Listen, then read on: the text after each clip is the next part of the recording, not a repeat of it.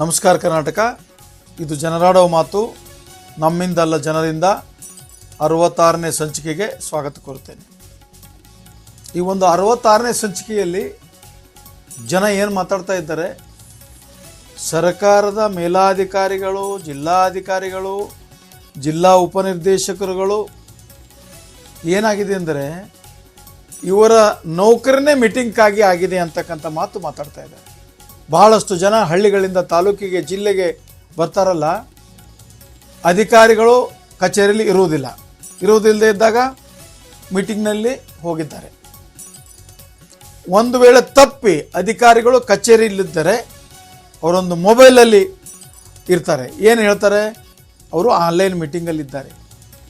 So ಈ ಸರ್ಕಾರ online meeting offline meeting ಮಾಡೋದಕ್ಕೆ ಇದೆನಾ ಅಥವಾ ಜನಸೇವೆಗಿದೆನಾ? ಇದು ಜನರ ಮುಖ್ಯವಾಗಿರ್ತಕ್ಕಂಥ ಪ್ರಶ್ನೆ. ಮೀಟಿಂಗದ ಬೆನ್ನು ಹತ್ತಿ ರಾಜ್ಯದ ಅಭಿವೃದ್ಧಿಯೇ ಇವತ್ತು ಕೋಕ್ ಸಿಕ್ಕಿದೆ. ಅಭಿವೃದ್ಧಿ ಆಗ್ತಾ ಇಲ್ಲ, ಬರೇ ಮೀಟಿಂಗು.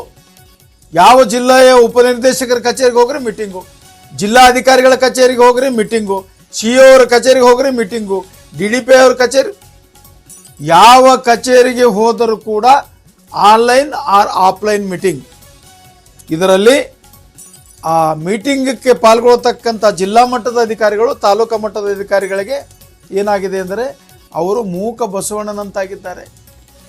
ಹೇಳಕ್ಕೂ ಬರಲ್ಲ, ಬಿಡಕ್ಕೂ ಬರಲ್ಲ. ಹಾಗಾದರೆ ಕೆಲಸವೇನು?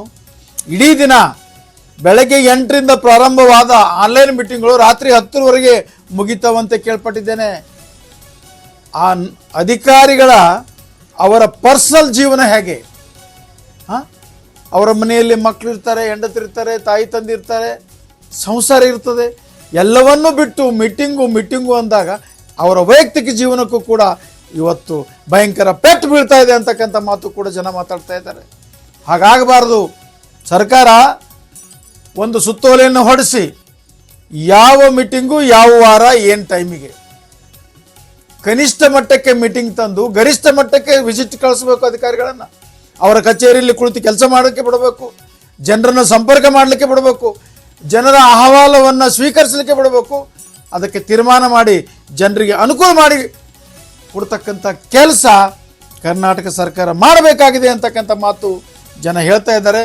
ಇನ್ನು ಮುಂದಾದರೂ ಕೂಡ ಸರ್ಕಾರ ಎಚ್ಚೆತ್ತುಕೊಂಡು ಆನ್ಲೈನ್ ಆಫ್ಲೈನ್ ಮೀಟಿಂಗ್ಗೆ ಬ್ರೇಕ್ ಹಾಕಬೇಕು, ಟೈಮ್ ನಿಗದಿಪಡಿಸಬೇಕು. ಒಂದು ವಾರದಲ್ಲಿ 3 ದಿನ ಮೀಟಿಂಗ್ ಮಾಡಿ 4 ದಿನವಾದರೂ ಜನರಿಗೆ ಅನುಕೂಲವಾಗುವ ರೀತಿಯಲ್ಲಿ ಅಧಿಕಾರಿಗಳು ಕೆಲಸ ಮಾಡಲಿಕ್ಕೆ ಬಿಡಬೇಕು ಅಂತಕ್ಕಂಥ ಮಾತು ಈ ನಾಡಿನ ಜನ ಹೇಳ್ತಾ ಇದ್ದಾರೆ. ಇದನ್ನು ಸರ್ಕಾರ ಜಾರಿಗೆ ತಂದರೆ ಒಳ್ಳೆಯದಾಗ್ತದೆ, ಇಲ್ಲಾಂದರೆ ಇದು ವ್ಯತಿರಿಕ್ತ ರೂಪ ತಾಳಬಹುದು ಅಂತಕ್ಕಂಥ ಮಾತನ್ನು ಹೇಳ್ತಾ ಈ ಒಂದು ಜನರಾಡುವ ಮಾತು ಇದು ನಮ್ಮಿಂದಲ್ಲ ಜನರಿಂದ 66ನೇ ಸಂಚಿಕೆಗೆ ವಿರಾಮ ಕೊಡುತ್ತೇನೆ. ನಮಸ್ಕಾರ.